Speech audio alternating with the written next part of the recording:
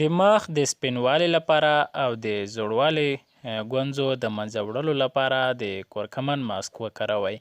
یو شمېر ځوانان او پیغلې چې په مخ د دانې را پیدا کیږي یا یې تور مخ تور وي یا په مخ کې د زوړوالي ګونځې زره پیدا کیږي چې د دې ګونځو یا د دې دانو او د توروالي د منځه وړلو لپاره تاسو یو دغه ډول ماسک وکاروئ چې د دې ماسک په واسطه تاسو کولی شئ یو ښایسته نرم پوستکی به ولرئ.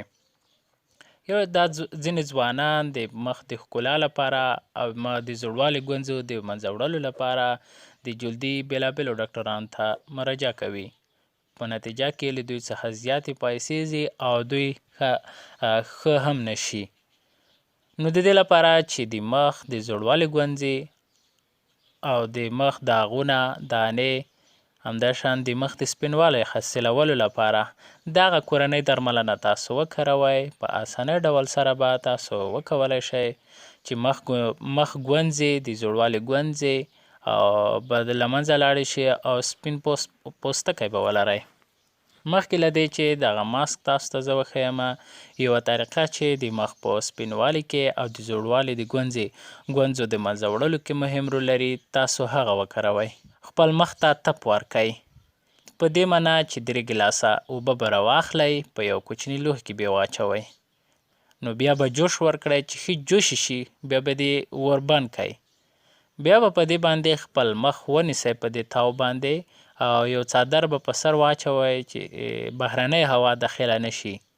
10 دقیقو لپاره به په دې تاو باندې خپل مخ ووهئ تر څو مخ مو خولې شي. یعنې 10 دقیقې به دې ته دوام ورکئ. بعد له دې به تاسو دا ماسک تیار کئ، په دې ماسک به خپل مخ غوړ کئ. که تر اوسه مو زموږ یوټیوب چینل نه وي سبسکرایب، د ویډیو لاندې سور د سبسکرایب نشان ووهئ، بیا په بیل بټن باندې کلیک وکئ، بیا په آل باندې کلیک وکئ تر څو زموږ هره ویډیو تر ټولو اول تاسو ته در ورسیږي. 2 کشوغې به د کورکمن پوډر راواخلئ، 1 کشوغه به ګبین یا شات راواخلئ، 1 کشوغه به لیمو اوبه راواخلئ او نیم ګیلاس به جوش شوي اوبه راواخلئ. دا کورکمن پوډر، ګبین، لیمو او دا اوبه به ټول ښه سره میکس کئ چې ښه مخلوط ترې جوړ شي. بیا به یې په خپل مخ ووهئ.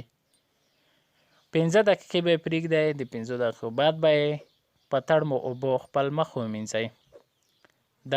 دغه طریقه که چیرې په اونۍ کې یو ځل ترسره کوئ نو ښایسته نرم پوست او سپین پوستکی به ولرئ او د زوړوالي ګونځې به له منځه لاړې شي، ځکه د کورکمن د سرطان ضد خاصیت لري چې په نتیجه کې د مخ ګونځې، تور داغونه، تپې له منځه وړي.